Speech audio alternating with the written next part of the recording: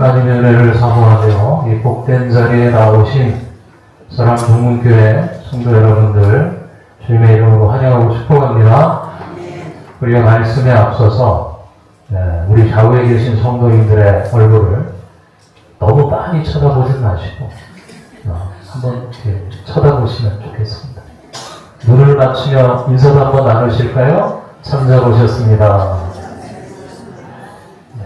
자, 여러분 옆 사람의 표정이 어떤가요? 은혜가 가득한 천사의 얼굴이 보입니까?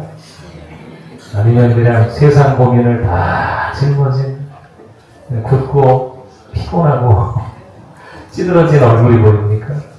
아니면 뭐가 그렇게 기분 나쁜 일이 있었는지 막 인상 쓰고 쳐다보진 않던데. 오늘 본문에 정말 기가 막힌 얼굴을 가진 한 사람이 등장을 합니다. 우리가 지난 시간에 예루살렘 교회가 갈등의 위기를 어떻게 기회로 바꿨는지, 그리고 그 위기를 돌파하기 위해 어떤 기준으로 일꾼을 세웠는지를 나눴어요.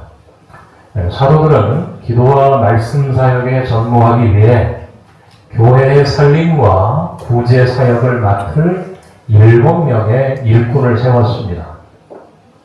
그들은 성령과 지혜가 충만하고 사람들에게 칭찬받는 사람들이에요. 그래서 우리가 직분자를 임명할 때 첫 번째는 성령과 지혜가 충만해야 합니다.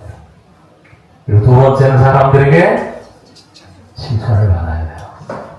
그래서 3분의 2가 안수 집사, 권사, 장로님들 3분의 2가 투표를 해서 그 3분의 2를 뭐라 그래야 되죠? 얻어야 됩니다. 그러니까 교인들의 마음을 3분의 2를 얻지 않고서는 일꾼이 될 수 없어요. 왜? 칭찬을 받아야 돼. 그래서 투표를 하는 거야. 이게 기준입니다. 물론 완벽히 준비되어서 일꾼이 되어지면 얼마나 좋겠습니까? 그런데 우리는 너무나 부족하지요. 그래서 일 잘하라고, 물론 3분의 2가 아닐 수도 있어요. 투표를 하면. 그러나 일을 잘하라고 직분자로 세워졌습니다. 그걸 아셔야 돼요. 교회의 직분은 아마 귀에 딱지가 안 드셨겠지만 지기가 아닙니다. 한 계단 올라가는 게 아니라 내려가는 게 세상의 지기가 다릅니다. 직분은 올라가는 거 아니에요. 착각하지 마세요. 그래서 교회에서 내가 직분자가 되었다고, 내가 장로라고, 안수집사라고, 원사라고 올라가는 거 아닙니다. 예수님은 예수님처럼 낮았어야 돼요. 제자들의 발을 씻기셨다. 그 예수님 겸손해야 됩니다. 교회의 사역은 교만하면 안 돼요. 하나님은 교만한 자를 미워하셔요. 겸손한 자를 사랑하십니다. 그렇기 때문에 오늘날 우리가, 저도 마찬가지예요. 제가 이 자리에 서 있는 거. 그리고 여러분들이 광주 동문교회에 직분자로 세워질 수 있었던 것은 하나님의 은혜입니다. 그걸 아셔야 돼요. 그 사명을 여러분의 가슴속 깊이, 그리고 여러분들이 직분자가 되었을 때 분명히 이 자리에서 성도 하나님 앞에 약속했을 겁니다. 그 약속을 지킬 수 있는 신실함, 그게 있어야 돼요. 자, 보통 우리 생각에 7 집사라고 하면 그분들은 그저 주방에서 배급하고 명단을 정리하고 재정을 집행하는 행정적인 일만 했다고 생각하기 쉽습니다. 사도들이 제시한 조건도 우리가 이 일을 그들에게 맡기고라고 했으니 그들의 사역 범위는 구제와 공개라는 식탁의 봉사에 국한된 것처럼 보입니다. 그러나 여러분, 하나님의 일은 세상의 직업처럼 그 역할과 한계가 딱 잘라 나눠지지 않습니다. 그 세상에서는 회계팀은 돈만 계산하고 식당 직원은 밥만 퍼주면 돼요. 하지만 교회는 그렇지 않습니다. 교회의 주방은 단순히 배를 채우는 식당이 아니라 영혼을 먹이는 처소이며 교회의 재정은 단순히 돈의 흐름이 아니라 성도들의 눈물과 헌신이 담긴 핏방울이에요. 그렇게 하나님이 세우신 일꾼은 자신이 맡은 그 작은 자리에서부터 충성을 하는 겁니다. 우리에게 맡았어요. 그러니까 우리가 구할 건 뭐밖에 없어요? 하나님 앞에? 충성밖에 없는 거예요. 그래서 그 작은 자리에서부터 충성을 하고 그 작은 자리에서부터 영적인 기적을 만들어내는 사람들이에요. 오늘 본문을 보십시오. 7명 중 가장 먼저 이름이 언급되었던 스데반의 사역은 우리의 예상을 훌쩍 뛰어넘어요. 그는 단순히 밥을 나눠주는 사람이 아니었습니다. 그는 강단에는 서지 않았지만 온 삶으로 예수를 선포하는 강력한 복음의 증인이었습니다. 본문 8절은 스데반의 모습을 이렇게 묘사합니다. 8절 읽겠습니다. 새벽이 은혜와 감동이 충만하여 큰 기사와 표적을 민간에 행하는. 아멘. 이게 바로요 하나님이 찾으시는 일꾼의 모습입니다. 일꾼의 비밀이에요. 하나님께서 세우신 일꾼은 그가 맡은 일의 종류에 갇히지 않습니다. 나는 재성일만 해야 돼. 나는 체력맨만 해야지. 나는 주방의 일만 하는 거예요. 여러분, 아까 말씀드렸잖아요. 하나님께서 세우신 일꾼은 그 맡은 일의 종류에 갇히지 않습니다. 주방에서 설거지를 하든, 주차 안내를 하든, 재정을 관리하든, 찬양을 인도하든, 성령 충만한 일꾼은 그가 서 있는 모든 삶의 자리를 하나님의 기적과 은혜가 흘러가는 거룩한 통로로 바꿔놓습니다. 어떤 일을 맡겨도요, 기쁨과 은혜로 합니다. 내가 왜 이 일을 해야 돼? 아니에요.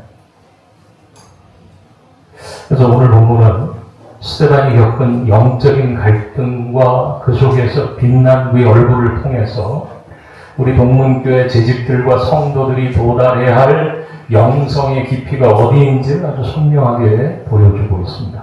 오늘 이 말씀을 통해 우리의 모든 심령이 좀 만져지기를 원합니다. 굳어져 있는 우리의 마음들이 좀 부드러워졌으면 좋겠어요.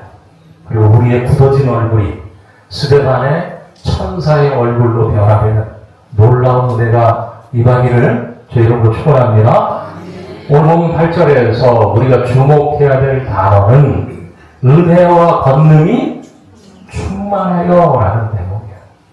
여기서 여기서 성경은요, 권능보다 뭘 먼저 언급하지요? 은혜를 먼저 언급해요. 이게 아주 중요한 영적 순서예요. 스데반이 큰 기사와 표적을 행할 수 있었던 비결은 그가 어떤 특별한 기술을 배웠거나 종교적인 능력을 연마했기 때문이 아닙니다. 그의 심령 속에 하나님의 뭐가? 은혜가 가득 차서 흘러 넘쳤다는 거예요. 은혜는 보이지 않는 뿌리이고 권능은 겉으로 드러나는 열매입니다. 뿌리가 깊이 내려지지 않는 권능은요, 반드시 교만이 돼서 사람을 치게 됩니다. 은혜가 메마른 사람은, 은혜가 메마른 능력은 사람들에게 큰 상처를 주시죠. 그러나 스데반은 하나님께서 거저주시는 그 말할 수 없는 사랑과 십자가의 용서에 흠뻑 젖어 있는 그런 사람이었습니다. 여러분, 은혜가 충만하다는 것은 구체적으로 무엇을 의미합니까? 그것은 나는 아무것도 아니라는 거예요. 오직 주님만이 나의 모든 것 되십니다.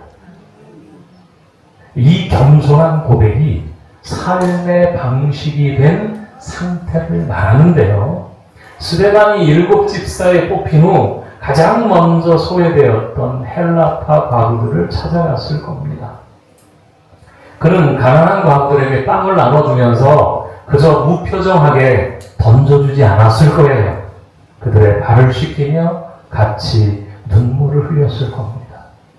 나 같은 흉악한 죄인을 살려주신 예수님께서 자매님도 이토록 사랑하십니다. 힘을 내십시오. 저번에 너무 서운하셨죠? 이제부터는 절대로 서운하지 않도록 해드리겠습니다. 이렇게 따뜻하게 속삭였을 것 같아요. 그 겸손과 섬김, 은혜의 고백이 쌓이고 쌓여 마침내 병든 자가 낫고 귀신이 떠나가는 권능으로 폭발하게 된 겁니다. 우리 교회 안에도 무서운 함정이 있어요. 일 참 잘합니다. 봉사 많이 합니다. 교회 일에 내가 하겠습니다. 최선을 다합니다. 그런데 얼굴에 은혜가 메말라 있는 분들이 종종 있어요.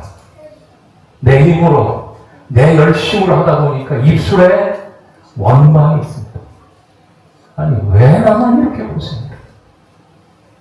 왜 남들은 날 안 도와줘? 섭섭함이 가득합니다. 그것은 은혜가 아니라 의로움이에요. 나의 의로움. 왜 나의 이 의로움을 알아주지 않지? 왜 나의 이 수고를 알아주지 않지?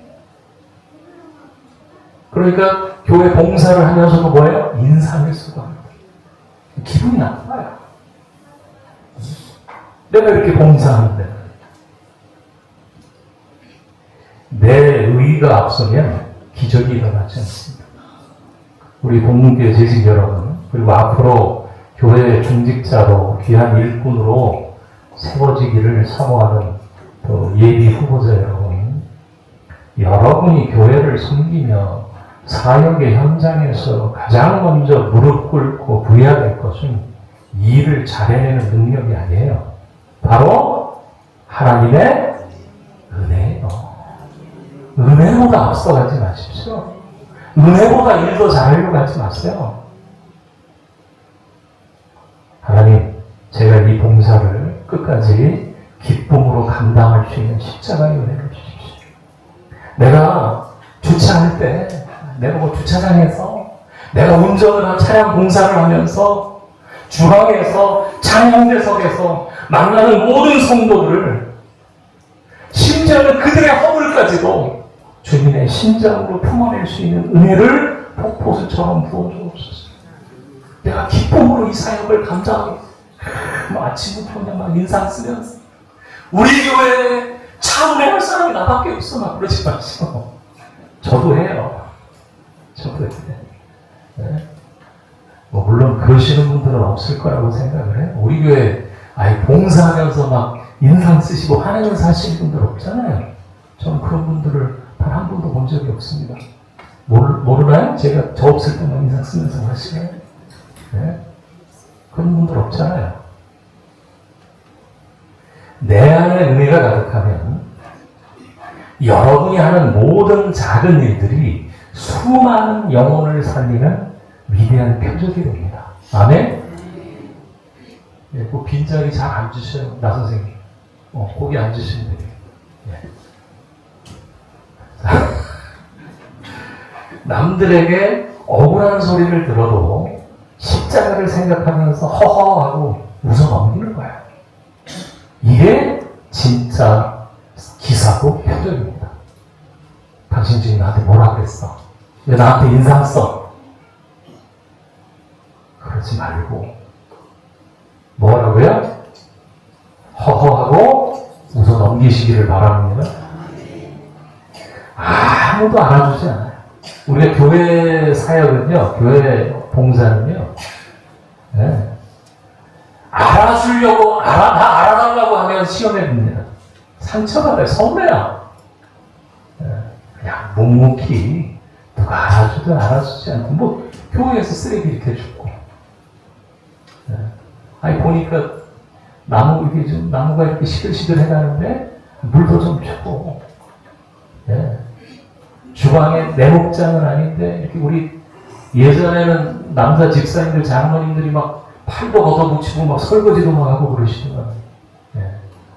물론 지금도 그러시겠죠. 네. 그렇게 그런 거죠. 네. 그래서 우리의 모습을 통해서 살아계신 하나님을 선명하게 보여주는 거죠. 믿으십니까? 그 스테반처럼 십자가 은혜의 뿌리를 깊이 내려 여러분의 삶의 자리마다 영혼을 살리는 권능의 열매가 주렁주렁 맺히기를 죄감으로 축원합니다. 스데반의 사역이 왕성해지고 은혜의 소문이 예루살렘 전역으로 퍼져나가자 사단이 가만히 있겠습니까? 곧바로 영적인 저항을 시작합니다. 9절 읽겠습니다. 이른바 자의 군대를 제국 브레네인 사마리아인 갈릴리아와 아시아에서 온 사람들에 해당해서 어떤 자들이 일어나 스테반과 더불어 전쟁했으니 여기서 말하는 자유민들은 과거 전쟁 포로로 끌려가 로마의 노예가 되었다가 뼈를 깎는 고생 끝에 돈을 주고 해방되어 예루살렘으로 돌아온 디아스포라 유대인들을 가리킵니다. 이들은 타국에서 온갖 서름과 핍박을 견디며 자신들의 유대교 신앙을 목숨처럼 지켜낸 사람들이었습니다. 그들은 세상적으로 아주 똑똑한 사람들이었습니다. 헬라 철학과 로마의 학문을 배웠고 율법에 해박했으며 자신들의 신앙적 지식과 자부심이 하늘을 찌르던 사람들이었어요. 자, 그들은 자신들이 가진 그 똑똑한 논리와 지식을 가지고 때로 몰려와 스데반을 말로 굴복시키려고 했습니다. 네가 믿는 예수가 왜 메시아냐? 십자가에서 저주받아 죽은 자가 어떻게 구원자가 될 수 있느냐? 우리가 목숨 바쳐 지켜온 율법은 그러면 다 가짜란 말이냐? 피를 토하듯 집요하게 스데반을 공격을 합니다. 그런데 기가 막힌 반전이 일어나요. 10절 말씀 다 같이 읽겠습니다. 스테반이 지혜와 성령으로 말하길 그들이 능히 당하지 못하며 여기에서 스데반이 막 받아친 지혜는 밤새워 공부해서 얻은 세상 지식이 아니에요. 그것은 오전에 나누었던 좀 전에 나누었던 초대교회 일꾼의 기준 중 하나인 성령으로부터 온 거룩한 지혜였습니다. 여러분, 세상의 얄팍한 지식은 끊임없이 남을 판단하고 정죄하고 어떻게든 말싸움에서 이기려고 합니다. 그러나 성령의 지혜는 달라요. 성령의 지혜는 혈기를 부리지 않으면서도 진리의 검으로 영혼의 깊은 곳을 찔러 압도해버리는 거예요. 스데반이 입을 열어 구약의 성령을 예수 그리스도의 십자가로 풀어낼 때마다 성령께서 스데반의 입술을 주장합니다. 그랬더니 그 완악한 자유민들의 심장을 방망이를 치듯 그냥 부숴버리거든요. 여러분, 오늘날 우리 기독교인들이 세상 속에서 직면하는 거센 도전도 이와 같습니다. 세상은 자꾸 우리를 논리로, 과학으로 자기들의 세속적 가치관으로 조롱하며 공격합니다. 교회 다니면 떡이 나오냐, 밥이 나오냐? 아니, 주일날 쉬지도 못하고 왜 그렇게 유난을 떠느냐? 예수 믿는 사람들이 왜 이렇게 더 이기적이냐? 이게 교회를 핍박을 하죠. 이때 우리가 세상과 똑같은 핏대를 세우며 말싸움으로 이기려 들면 백전백패합니다. 혈기로 대항하거나 감정적으로 맞붙어서 거친 말을 쏟아내면 논쟁에서는 이길지는 몰라도 결코 그 영혼을 구원할 수가 없고 하나님의 덕을 세우지 못합니다. 그 악한 세대를 이기기 위해 우리가 가져야 될 영적인 가장 강력한 무기는 바로 이 스데반의 성령의 지혜입니다. 이것은 내 머리에서 나오는 게 아니에요. 오직 눈물 젖은 기도의 무릎에서 쏟아져 나오는 지혜입니다. 그러니까 하나님의 말씀이라는 깊고 푸른 샘에서 길어 올린 생수의 지혜입니다. 여러분이 가정에서 아직도 믿지 않는 완고한 남편이나 아내와 신앙의 문제로 부딪힐 때, 직장에서 불리한 상황을 강요당할 때 내 똑똑함을 자랑하려고 들지 마십시오. 내가 이겨먹으려고 하지 마십시오. 하지만 대신 짧지만 강력하게 성령님께 의탁하십시오. 성령님, 내 혈기를 죽여주시옵소서. 이 긴장된 상황에서 제가 무슨 말을 하고 어떤 표정을 지어야 될지 저 불쌍한 영혼의 굳은 마음을 녹이고 살릴 수 있겠습니까? 그러니까 성령에 사로잡힌 사람은요, 평소에 말이 많지 않아도 그 침묵의 무게가 있어요. 그가 뱉은 부드러운 한마디에 태산도 움직이는 영적인 권위가 실려요. 우리 동문교회 성도님들이 세상의 그 어떤 유식한 논리와 조롱으로도 능히 당해낼 수 없는 성령의 지혜로 철저히 무장을 해서 여러분들이 걸어가는 모든 곳마다 어둠의 세력이 혼비백산하며 떠나가고 생명의 빛이 환하게 비추기를 여러분으로 축원합니다. 말씀의 논쟁에서 철저히 박살이 나고 수치를 당한 이 자유민들이 결국 선택한 방법이 뭐냐면 너무너무 비겁하고 추악한 거예요. 자, 11절을 보면 그들은 뒤로 몰래 돈을 주고 사람들을 매수를 합니다. 그리고 거짓말을 하게 만들어요. 우리가 똑똑히 들었습니다. 저 스데반이라는 놈이 거룩한 모세와 하나님을 모독했습니다. 가짜 뉴스를 퍼뜨려요. 그러니까 12절에서는 순진한 백성들과 장로와 서기관들의 마음까지 선동하여 폭동을 일으키듯 스데반을 강제로 붙잡아 산에 들인 공회, 그러니까 최고의 재판소에 세웁니다. 이 끔찍한 장면 여러분 가만히 묵상해 보십시오. 여러분 어딘가 너무나 익숙하지 않습니까? 그렇습니다. 불과 얼마 전에 바로 우리 예수님께서 십자가를 지시기 전 대제사장 가야바의 뜰에서 겪으셨던 그 수치스럽고 또 억울한 고난의 과정과 너무나도 소름 끼치게 가름하였습니다. 거짓 증인들을 돈으로 사서 세우고 무지한 군중들의 분노를 자극하여 선동하고 신성 모독이라는 무시무시한 프레임을 씌워 사형으로 몰아가는 방식. 그러니까 사단은 예나 지금이나 똑같은 비열한 방법을 씁니다. 그러니까 정정당당하게 진리 앞에서 이길 수 없을 때 마귀는 어둠의 장막 뒤에서 거짓말과 모함 그리고 이간질이라는 가장 날카롭고 더러운 무기를 꺼내듭니다. 스데반이 공회에서 직면한 죄목은 유대 사회에서는 돌에 맞아 죽어 끔찍한 그런 죄목이었습니다. 13절, 14절을 보면은 거짓 증인들이 이렇게 외쳐요. 13절, 14절 읽겠습니다. 거짓 증인들을 세우니 이르되 이 사람이 이 거룩한 것과 율법을 거스러 말하기를 빠지지 아니하는도다. 그의 말에 이 나사렛 예수가 이것을 알고 또 모세가 우리에게 전해준 규례를 고치겠다 함을 우리가 들었노라. 당시 유대인들에게 눈에 보이는 예루살렘 성전과 조상대대로 지켜온 모세의 율법은 하나님보다 더 사랑하는 우상이었어요. 그것은 그들의 기득권이요, 목숨보다 소중한 자존심이었습니다. 그러니까 그들의 가장 큰 것, 그들이 우상으로 떠받들고 있던 것을 스데반이 건드리니까 그들이 이성을 잃어버렸습니다. 스데반은 졸지에 민족의 근간을 뒤흔드는 반역자요, 하나님을 모독하는 사단의 하수인으로 몰려 당장이라도 찢겨 죽을 위기에 처하게 되었습니다. 여러분 우리의 신앙생활도 마찬가지입니다. 무기를 드는 거예요. 우리가 주님의 몸된 교회를 위해 헌신하다가 혹은 세상 속에서 믿음으로 정직하게 살려다가 예기치 못한 오해를 받고 마음을 상할 때가 있을 겁니다. 나는 정말 교회를 사랑하는 순수한 의도로 땀 흘려 봉사했는데 때로는 내 진심과 다르게 전해져서 마음을 아프게 합니다. 아니, 저렇게 열심히 하는 데는 뭔가 다른 목적이 있는 거 아니야? 또 아니면 저렇게 열심히 하지 않는 것도 뭐 어떤 다른 어떤 목적이 있는 거 아니야? 아니면 저 사람 저거 직분을 염두에 두고 사람들의 눈에 보려고 저렇게 하는 거 아니야? 나중에 직분 나누면 남을 나라 하는 거 아니야? 네. 그러니까 나의 순수한 헌신을 사람들의 눈으로 판단하는 소리가 들려올 때가 있습니다. 네. 저도 목회를 하면서 말도 안 되는 소리를 들은 적이 몇 번 있는데, 네.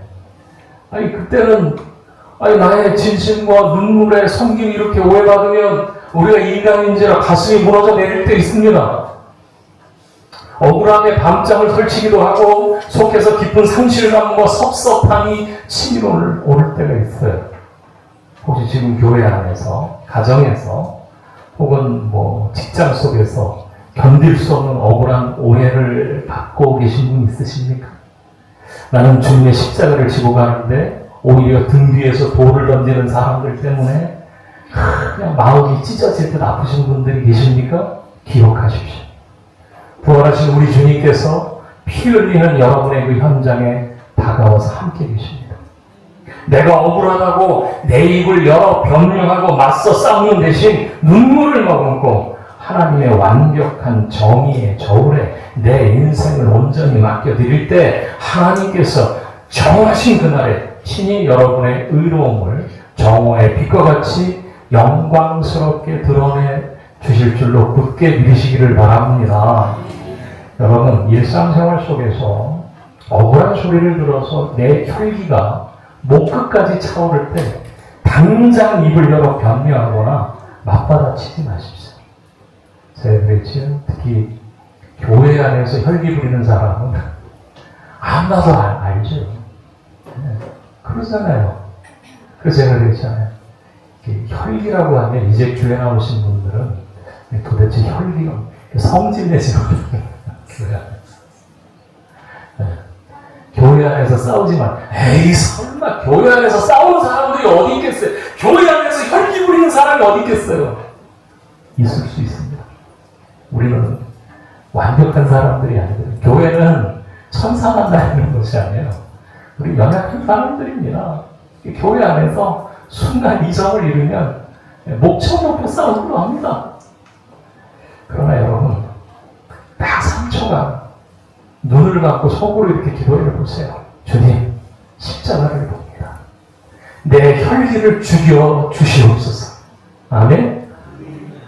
길어요, 짧아요? 이 3초의 기도가 여러분의 입에서 튀어나올 뻔한 가시돋친 말을 막아주고 여러분을 스데반의 영광스러운 자리로 인도해 주는 거예요. 오늘 본문의 절정이자 결론은 마지막 15절에 담겨 있습니다. 이 구절은 사도행전 전체를 통틀어 가장 감동적이고 아름다운 구절 중에 하나인데 다 같이 한 목소리로 힘차게 읽겠습니다. 공회 중에 앉은 사람들이 다 스데반을 주목하였더니 그 얼굴이 천사의 얼굴과 같더라. 이 긴박한 장면을 여러분의 머릿속으로 생생하게 한번 그려보십시오. 스데반은 지금 자신을 죽일 권한을 가진 71명의 최고 권력자, 사내들인 공회원들에게 둥글게 둘러싸여 있습니다. 그들은 살기가 등등하여 이빨을 갈면서 스데반을 쏘아보고 있었습니다. 비록 옆에서는 돈을 받고 매수된 거짓 증인들이 도끼 어린 목소리로 침을 튀기며 스데반을 사형하라고 고발하고 있습니다. 그 재판정 밖에서는 스데반을 돌로 쳐 죽이라고 분노한 군중들이 미친 듯이 소리를 높이고 있습니다. 그러니까 인간적인 상식으로 보면 극도의 공포와 두려움에 사로잡혀 온몸을 사시나무 떨듯이 떨거나 얼굴이 하얗게 사시게 되거나 아니면 억울함에 사무쳐 야 너희들이 어떻게 나한테 이럴 수 있느냐 험악하게 일그러지거나 핏대가 서야 정상인 상황입니다.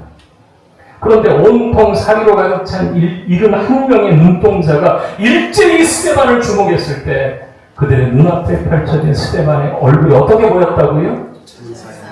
따라하겠습니다. 천사의 얼굴과 같더라. 할렐루야.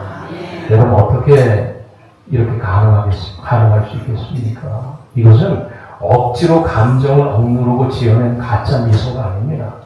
머리를 화장품으로 막 예쁘게 꾸며서 가린 얼굴이 아닙니다. 스데반의 영혼 가장 깊은 곳에 임한 하나님의 하늘의 절대적인 평강. 이 샬롬, 그러니까 성령의 압도적인 위로가 그의 육신의 얼굴 위로 폭발하고 터져나온 거예요. 에브라함 링컨이 사람이 나이 40이 넘으면 자기 얼굴에 책임을 져야 된다. 그렇게 말을 했습니다. 얼굴은 내 영혼의 이력서입니다. 내 마음이 무엇을 먹고 사는지를 보여주는 고리란 뜻이에요. 날마다 분노와 원망과 미움을 품는 사람의 얼굴은 사나워집니다. 딱 보면 사납습니다. 인상부터 쓰고 있습니다. 반면 늘 십자가를 묵상하고 말씀에 꼴을 먹는 사람들의 얼굴에는 은혜가 묻어납니다. 스데반이 보여준 천사의 얼굴은 구체적으로 두 가지 영적인 의미를 가지고 있는데 첫째는 이 세상을 초월하여 하나님과 대면하는 사람의 얼굴입니다. 구약성경 출애굽기 34장에 보면요. 모세가 시내산 정상에서 하나님과 40일 밤낮을 대면하고 내려왔을 때 그의 얼굴 피부에서 영광의 강체가 눈부시게 뿜어져 나와 이스라엘 백성들이 두려워서 똑바로 쳐다보지 못했다고 합니다. 지금 스데반은 자신을 정죄하며 죽이려는 이 하찮은 사람들의 얼굴을 보고 있는 것이 아니에요. 눈을 들어 하늘 보좌에 앉아 계신 주님, 나를 위해 피 흘리신 그 주님의 영광을 바라보고 있는 거예요. 하늘의 영광에 압도된 사람은 땅의 위협과 죽음의 두려움을 결코 두려워하지 않습니다. 둘째로, 내 안의 모든 억울함과 미움, 도끼가 십자가의 보혈로 완전히 씻겨내려간 용서의 얼굴입니다. 여러분, 진짜 천사의 얼굴에는요, 원수를 향한 복수심이 단 1%도 남아있지 않습니다. 오직 진리를 알지 못하고 자신을 죽이려는 자들을 향한 찢어지는 안타까움과 분노함이 가득할 뿐입니다. 스데반이 이 얼굴을 하고 나아가서 이어진 7장에서 무수히 날아오는 돌에 맞아 피투성이가 되어 죽어가는 그 끔찍한 순교의 현장 속에서도 뭐라고 말합니까? 주여, 이 죄를 저 불쌍한 사람들에게 돌리지 마옵소서. 기도하며 잠들게 됩니다. 죽는다고 하지 않습니다. 성경, 잠이 듭니다. 자기를 죽이는 원수를 향해 눈물로 용서를 선포할 수 있는 사람. 십자가의 사랑으로 완전히 녹아내린 그 영혼의 숭고한 고결함이 그의 얼굴에 눈부신 광채로 나타난 거예요. 사랑하는 여러분, 이 거룩한 주일 아침, 오늘 동문교회 성도님들의 얼굴은 과연 어떠하십니까? 아침에 집을 났으며 거울 속에 비친 여러분의 표정은 어떠했습니까? 누군가를 향한 섭섭함과 원망, 용서하지 못한 미움 때문에 미간을 찌푸리고 얼굴이 차갑게 굳어있진 않았습니까? 여러분, 교회에서는요, 우리가 거룩한 표정을 지을 수 있습니다. 그러나 여러분의 진짜 얼굴은 정말 가장 가까운 가족이 합니다. 오늘 집에 돌아가셔서 남편에게, 아내에게, 자녀들에게 한번 물어보십시오. 여보, 애들아, 내 얼굴에서 예수님의 평안이 보여? 아니면 세상 근심과 짜증이 보여? 정말 가장 가까운 가족에게 천사의 얼굴을 보여주지 못한다면 우리의 신앙은 아직 이 교회 문지방을 넘지 못한 거예요. 특별히 교회를 이끌어가는 우리 중직자들, 장로님, 권사님, 안수집사님들, 그리고 앞으로 우리 교회 내일을 책임질 우리 직분자들, 세워질 직분자들, 반드시 이 어떤 얼굴? 천사의 얼굴, 영성의 얼굴 회복하십시오. 우리 장로님들 오늘 여러분들 들어와서 보실 때 어떤 얼굴이었어요? 천사의 얼굴이었나요?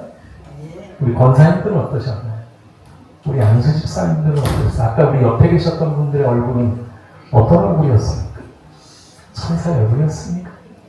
아니면 뭐가 저렇게 기분이 나빠서 저러시나? 인상을 찌푸리고 하는 얼굴이었습니다. 교회의 영적 리더는요, 날카롭고 지적하고 똑똑한 그런 똑똑한 얼굴을 가진 자가 아닙니다. 천사의 얼굴을 가진 사람이 돼야 돼요. 아멘? 천사의 얼굴이야. 삶의 무거운 짐을 삶의 무거운 짐에 지쳐 주일날 예배당 문을 들어가는 성도가 우리 장로님들 만달간에 우리 차량으로 우리 장로님 하시고 보니까 안내하시잖아요, 우리 장로님들. 그럴 때 장로님의 그 온화한 얼굴에서 천사의 넉넉한 평안을 발견할 수 있어요. 그렇잖아요. 나는 막 성도님들 들어오는데 장로님들이 천사의 얼굴로 맞아주시면 얼마나 좋아. 그러셨겠죠. 그런데 이렇게 막 들어오는데 막 인상을 쓰면서 막 불평을 하면서 말이에요. 오늘 막 이러진 않으셨겠죠. 안 그랬었을 거라고 믿어요. 또 세상에 치이고 외로운 새 가족이 우리 권사님들의 손을 이렇게 딱 권사님들이 손을 잡았을 때 권사님들의 그 따뜻한 눈빛과 미소 속에서 주님의 품과 같은 포근한 위로를 읽어낼 수 있어야 돼요. 우리 권사님들은 교회에서 누가 되라고요? 제가 자꾸 자꾸 시어머니 하면은 자꾸 좋은 시어머니들 많아요. 자꾸 TV 드라마 보지 마셔요. 엄마가 친정 엄마처럼 해주십시오. 아멘? 교회에 친정 엄마처럼 대해주세요. 내 딸처럼 대해주세요. 내 가족처럼 대해주세요. 실수하고 잘못할 수도 있어요.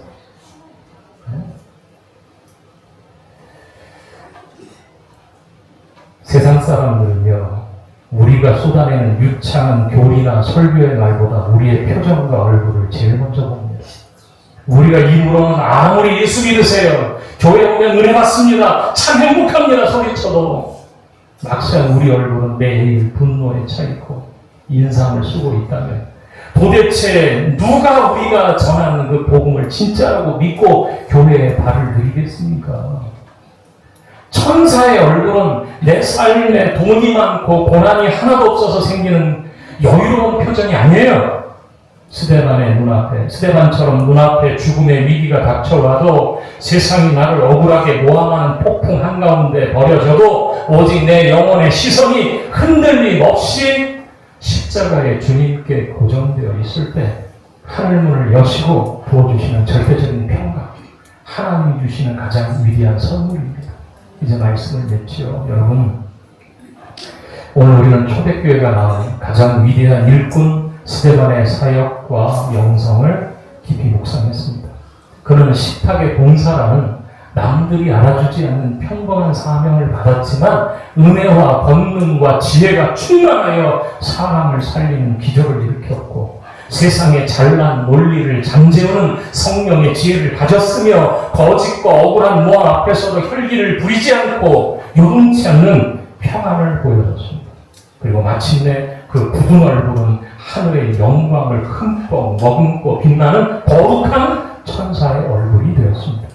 하나님 오늘 이 말씀을 통해 우리 모두에게도 이 스데반의 영성을 간절히 요구하고 계십니다. 앞으로 우리가 어떤 일꾼을 세워야 될지, 내가 어떤 일꾼이 되어야 될지 그 완벽한 모델이 바로 여기 있는 거예요. 세상 사람들처럼 돈 많은 사람, 학벌 좋고 사회적 지위가 많은 사람, 따지기 좋아하고 말 잘하는 사람, 이런 사람을 찾는 거 아닙니다. 비록 세상에서는 이름도 없이 빛도 없어도 십자가의 은혜의 뿌리가 내 영혼에 깊이 박혀있어 내 삶의 자리에서 예수의 권능이 나타나는 사람, 어떤 모함과 갈등 속에서도 알량한 내 자존심 내세우며 싸우지 않고 묵묵히 기도로 이겨내는 사람, 그리고 무엇보다 그 얼굴에 주님이 주신 하늘의 평안이 가득 머물러 있어 곁에서 바라보는 것만으로도 눈물 나는 위로가 되는 사람, 우리 하나님은 우리 동문교회 안에서 그 한 사람을 간절하게 찾고 계시고, 이 시간 우리 동문교회 모든 재직과 성도들이 좀 간절히 결단하기를 좀 해요. 주님, 텅 빈 내 심령에 십자가의 은혜로 가득 채워 주시옵소서. 아멘. 세상 지식이나 내 혈기가 아니라 영혼을 살리는 성령의 지혜로 말하게 하옵소서. 억울한 일을 당할 때 이빨을 갈며 변명하기보다 털 깎는 자 앞에서 잠잠하였던 주님의 십자가를 묵상하게 하옵소서. 그래서 시기와 질투, 근심과 분노로 일그러진 나의 추한 얼굴이 스데반처럼 시내산의 모세처럼 십자가 위에서 우리를 향해 눈물을 흘리신 주님의 빛나는 천사의 얼굴로 변화되게 하여 주시옵소서. 여러분의 굳어진 얼굴이 십자가의 은혜로 변화될 줄로 믿습니다. 기도하겠습니다.